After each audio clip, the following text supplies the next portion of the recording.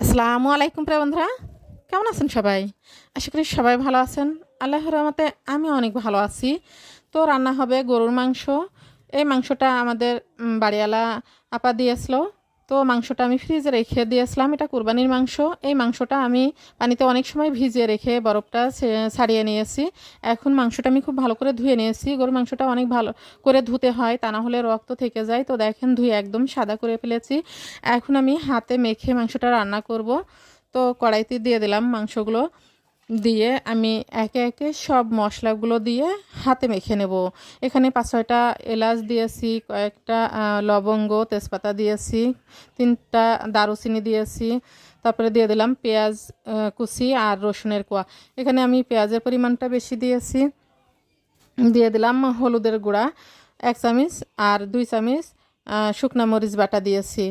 তো মাংসটা একটু ঝাল হলে বেশি ভালো লাগে, আমার কাছে ঝাল খেতে অনেক পছন্দ করি। তো দিয়ে দিলাম 1 চামচ আদা রসুন বাটা, দিয়েছি 1 চামচ জিরা বাটা। আস্ত জিরা দিয়েছি, আমার মা আস্ত জিরা দিয়েই মাংস রান্না করে, জিরা বেটে দিয়ে আবার আস্ত জিরা দেয়, আমিও দিলাম। তো দিয়ে দিছি সয়াবিন তেল। আর আলুটা আমি কাঁচা আলু এভাবে ছিলে মাংসের সাথে মেখে দেব। আলু সিদ্ধ হয়ে যাবে, মাংস সিদ্ধ হয়ে যাবে একসাথে। তো দেখেন আমি হাতে অনেক সুন্দর করে মেখে নেব। হাতে মেখে রান্নার স্বাদই কিন্তু আলাদা হয়।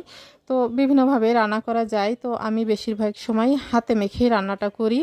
তো দেখেন হাতে বেশ কিছুটা সময় ধরে মেখে নিলাম। এখন হাতে যে মশলাটা লেগেছিল, একটু হালকা পানি দিয়ে হাতটা ধুয়ে চুলায় বসিয়ে দিলাম। এখন আর তেমন কাজ নেই, এখন শুধু মাংসটা নাড়াচাড়া করতে হবে যাতে মশলাটা মাংসটা নিচে লেগে না যায়। পুড়ে গেলে মাংস খেতে ভালো লাগে না। তো ঢাকনা দিয়ে ঢেকে দিতে হবে। ঢাকনাটা উঠিয়ে বারবার একটু নেড়ে চেড়ে মাংসটা খুব ভালো করে কষিয়ে নিতে হবে।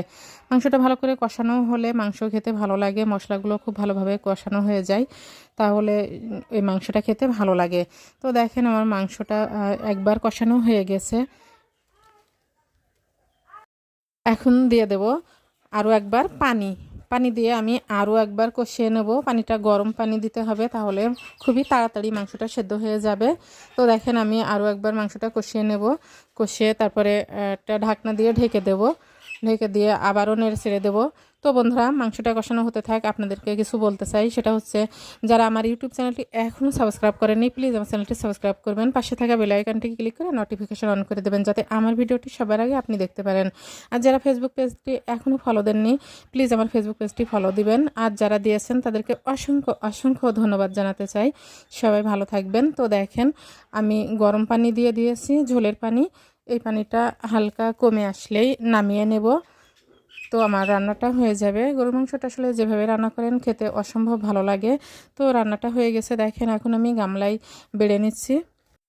মাংস রান্নার শেষে যদি ভাজা জিরার গুঁড়া ছিটিয়ে দেওয়া যায় মাংসের উপরে, তাহলে কিন্তু মাংস খেতে ঝোল খেতে আসলে অনেক বেশি ভালো লাগে। সবাই ভালো থাকবেন, সুস্থ থাকবেন। আল্লাহ হাফেজ।